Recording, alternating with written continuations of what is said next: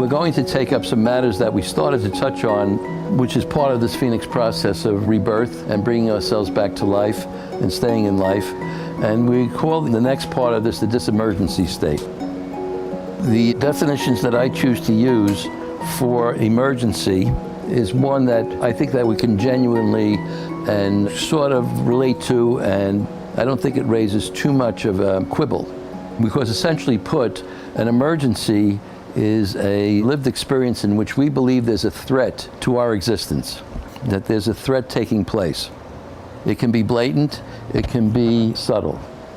By and large, we're taking emergency to mean any distressing experience that takes place in your life, any distressing experience that happens to you.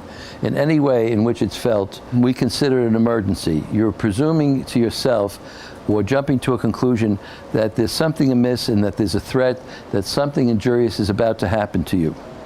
So, as an example of that, you're running for the bus and you're trying to get there. I'm going to miss the bus and miss my appointment. Emergency.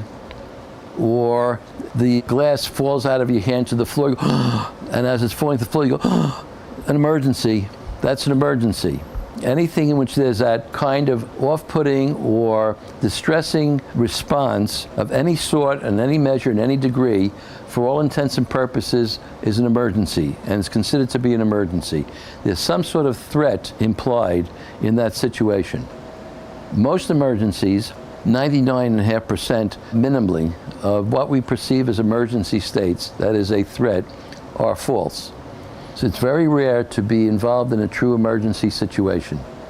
A true emergency is where the threat is considered to be one to our life that seems to be, for all intents and purposes, quite real and true. So we would use as the model for it a gun pressed to your head by somebody who threatens to blow your brains out, and you're considering it to be a true emergency at that point because your life appears to be genuinely at stake in that situation. So the truth of the matter is for us that that is quite rare in a person's life. It's almost unheard of for there to be a true emergency in one's life. So there are some instances that can be considered that, but most of them are false. And therein lies the answer to the life force that we're seeking to preserve and to maintain ourselves in life and to choose life. Because we can say that all of you have come here today as an example. From the moment you got up to the moment you arrived here, there was at least one emergency state that you encountered or that you perceived of or defined for yourself as an emergency, at least one. The question is it a true or false emergency? Because if it's a false emergency, then what we're doing is that we're telling an untruth to ourselves. We're fabricating to ourselves that there is something that's constitutive of a true threat to our life existence. So some were coming here today and they got stuck in traffic, and I'm not going to get there on time. I'm supposed to be there at a certain time, and look at that traffic. I don't know if I'm going to make it, and so on. And that's emergency. Anything that's distressing, off-putting, causing consternation, worry, concern, anxiety, fear, is considered by us to be an emergency state. So all of life almost is lived as emergency. Now what happens in emergencies is a natural physiological or normal physiological response that is consonant with that we all go through as human beings, which is that we begin to respond physiologically in a particular way, which is called the fight or flight response. Fight or flight. So fight or flight has to do with the response to this perceived threat.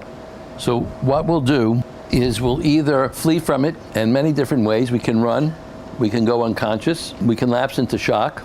Those are ways of fleeing. We can fight it. We can stand and fight. Well, we can flee and we can fight. In a true emergency, fleeing and fighting are options that are available to us in truth. You are able to flee or fight in a true emergency. What distinguishes it from a false emergency is that you have no options to flee or fight, because there isn't a truth to the matter. There is nothing to really flee or fight from other than your own misperception of the situation. So what you add on to the observed phenomenon that's happening to you creates in you a sense of having to do something in response to it.